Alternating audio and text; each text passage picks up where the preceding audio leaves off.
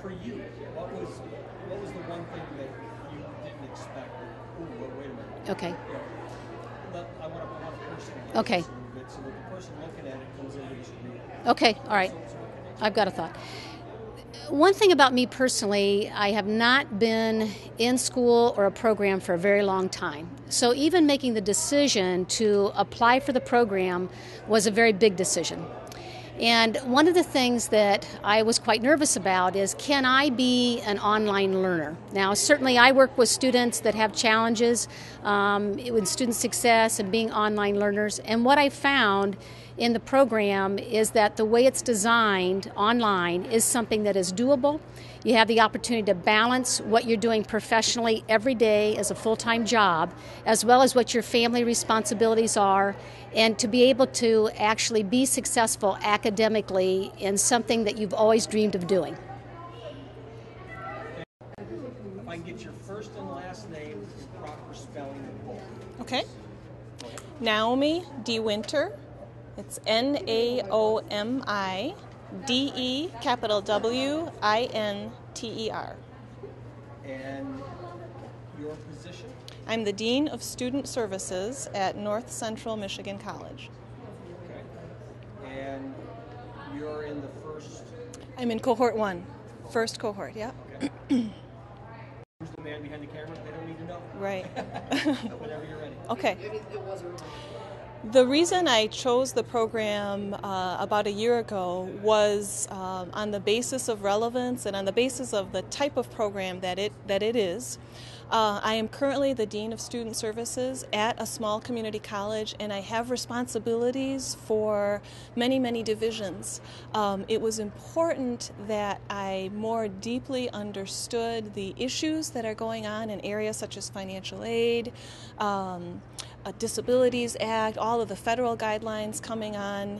Resource development is a class that we're currently taking, and that's of course an issue that will continue to be ongoing for us.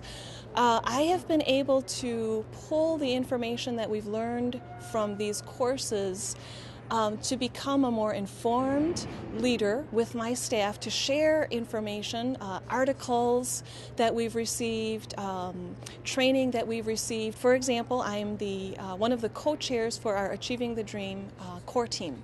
So North Central is on year 4 of our Achieving the Dream grant.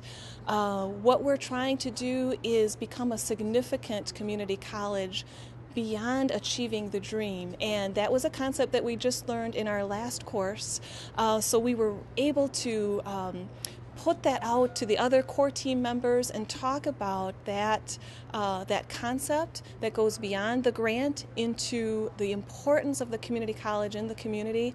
I shared that concept with our coaches for ATD, their national coaches, and so this is how relevance in one course was taken to relevance for one community college, and it has gone beyond our community college nationally. Great. Thank you very much. You're welcome.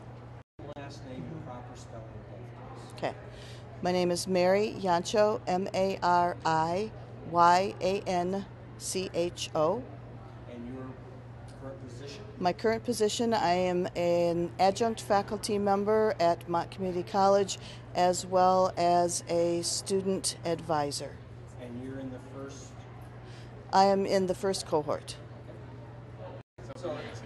Okay. You're not going to hear me ask the question. All right, I'm going to hear Frank. He's just a good ventriloquist. Yes. What is the one thing that a person can expect when they enroll in the program? I think one of the things that you can expect when you enroll in the program is to be challenged in ways that you perhaps never thought you would be challenged. One of the things that I like best about the program is that with it being cohort-based, we have a really good group of people in the cohort that bring to the experience a myriad of different talents. And everybody has been very willing to share those talents with the other members of the cohort. You can also expect a lot of sleepless nights working to get assignments done. Most of us have full-time jobs, and this is something that takes a lot of work. It's not to be undertaken by the faint of heart or those who think it's going to be an easy thing to do. It's not. It's a lot of work. It's very rewarding, and we are all constantly remarking on how we think differently now than we did before we started the program. Last name, proper spelling. Okay. You just talk. It doesn't matter. Okay. Dee Dee Stakely, Deedeestakely. And what is your current position? Currently, I'm an independent educational consultant Okay. And you're in the first cohort. in the first cohort. So if you could just start right off with, what can someone expect? All right. For people who are enrolled in the program or who are thinking about enrolling in this program through Ferris State University, they can expect to really be challenged, to learn a lot of information that maybe they hadn't considered, even if they work in a community college. There's so much information that we cover and into such great depths that they will learn a lot of new information. The other thing that you can expect is a part of a cohort, you really have an opportunity to develop relationships and to get to know your counterparts in your class. That does several things for you. One, you're able to develop relationships with people who have a lot of experience that maybe you don't have, and everyone is willing to share that experience and share the knowledge. You have a study buddy to call at 11:30 at night when your homework's due at midnight, someone to help you through it when you're feeling like you just can't go anymore because the program is so much work. There's someone to say, you know what, you can do this. And that's a huge benefit of being in a program that has a cohort model to it. The amount of work that's required is extensive, but we expected that because we're in a doctoral program. Is it worth it? Absolutely.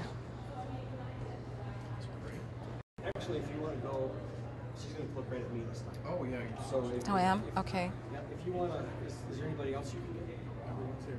Oh, great. You did your job. First and last name and proper spelling.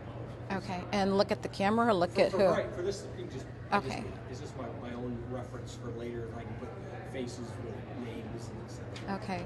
Yolanda Barnes, Yolonda, and then Barnes, Barnes. And your current position? I am an advancement officer at Ferris State University. And you're in the first Cohort. Mm-hmm.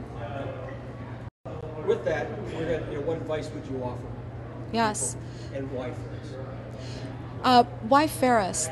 Why not Ferris is what I always ask people. I think that this program fits Ferris's mission and its values, and it ties in nicely with being innovative and in the forefront as we move forward into the future with education. I always tell people that Ferris is a community college on steroids.